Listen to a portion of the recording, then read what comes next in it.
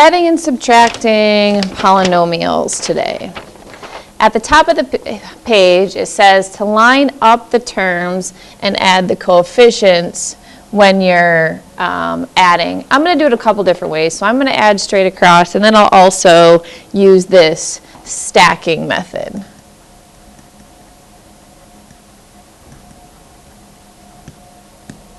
Okay, keep the variables exponents the same, and then as we mentioned last class, our answers need to be in standard form. So number one, I'm going to add straight across. When there's a plus sign, as we talked about in the day one notes, when you distribute the positive sign through, it's not going to change any of those signs. Positive times x squared is positive x squared. Positive times positive 3x is positive, and positive times a negative 7 is a negative 7.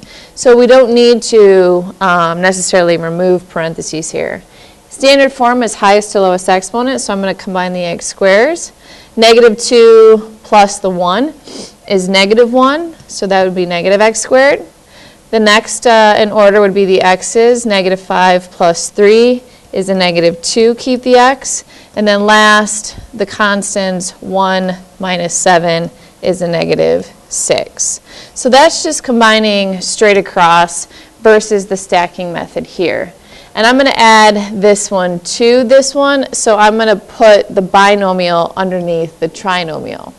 Binomials 2 terms, trinomials 3. So the 8y squared gets added to the 5y squared, so I'm going to stack that right underneath that. So the like terms are all stacked vertically, and the 7's combined with a negative 3, so I'm going to write the plus 7.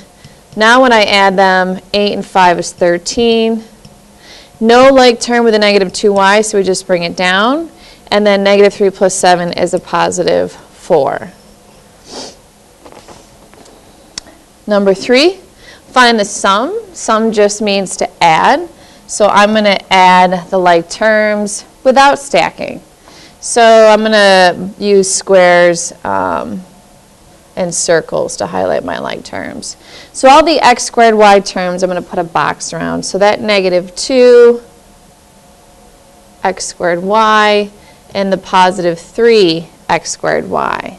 Together that would add to a negative, or a positive rather, 3 minus 2 is a positive 1 x squared y. Next term, I'm going to do the xy squared, so I'll use a circle for those. Xy squared, including the sign in front, and 12 minus 9 is a positive 3 xy squared. The x's I'll just underline. Positive 4x and negative 2x would be a positive 2x.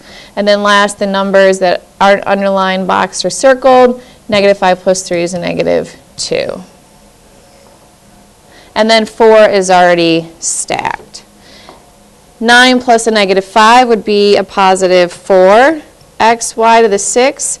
Bring it down, negative 11 x to the 4th y, and then plus x to the 4th y to the 4th. Okay, as far as naming goes, just to bring the two notes together in review, number 1, because it has the 3 terms, would be a quadratic trinomial. Again, the tri is for 3. And same with 2. Okay, they're both quadratic trinomials.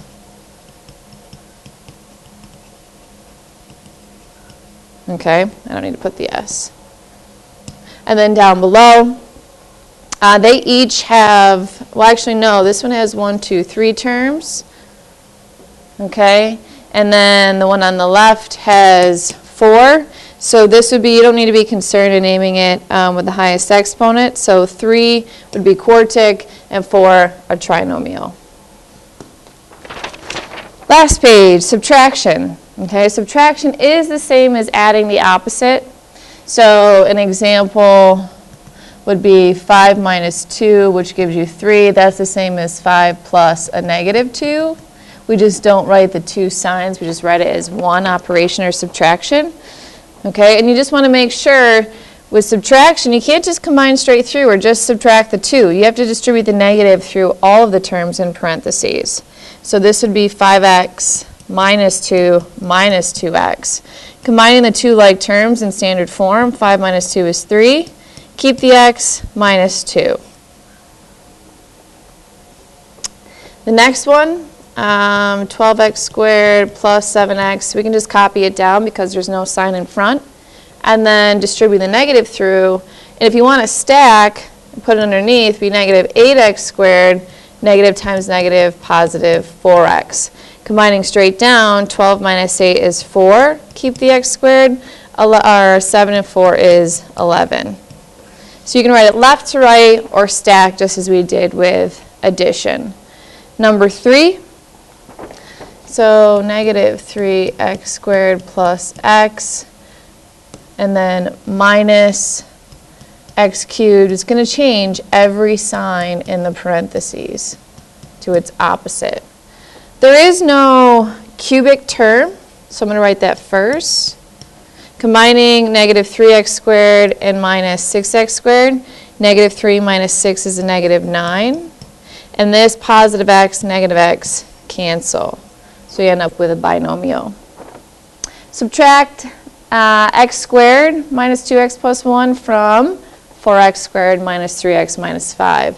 Whatever comes after the word from, so that trinomial, 4x squared minus 3x minus 5, is written first. Subtract this from this. So 4x squared minus 3x minus 5, subtract x squared minus 2x plus 1. So as I distribute, I'm going to stack. So this becomes a negative x squared plus 2x minus 1. Combining straight down, 4 minus 1 is 3, keeping the x squared. Negative 3 plus 2 is a negative 1, or negative x, and negative 5 minus 1 is a negative 6. So be careful of your order in number 4. And then last, if A equals the trinomial 4x squared minus 2x plus 3, and B is the trinomial negative x squared plus 5x minus 1, find the value of A minus B. So that just means to subtract the two trinomials. So the trinomial for A is 4x squared minus 2x plus 3, and then we subtract, in the order they said, A minus B, subtract the trinomial for B, which is negative x squared plus 5x minus 1. So as I distribute, I'm going to stack. Again, negative times negative is positive x squared minus 5x plus 1. Add straight down, 4 plus the 1 is 5x squared. Negative 2 minus 5 is negative 7, keeping the x, and 3 plus 1 is 4.